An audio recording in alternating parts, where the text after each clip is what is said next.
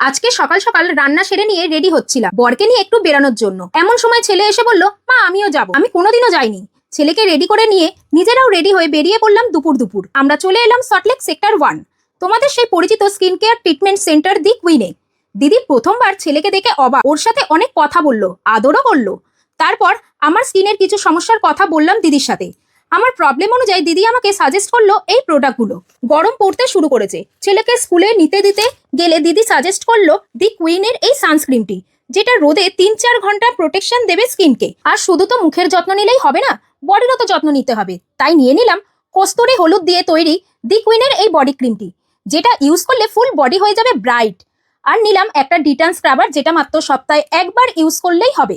আর তার সাথে আমার প্রিয় দি কুইনের হেয়ার অয়েল, যা আমার মাথার চুলকে বানিয়েছে smooth, strong and dandruff free. এছাড়াও দিদি আরো অনেক প্রোডাক্ট দেখালো, যেগুলো স্কিনের জন্য খুবই উপকারী। আমি তো এই প্রোডাক্টগুলো ইউজ করে খুবই উপকার পেয়েছি।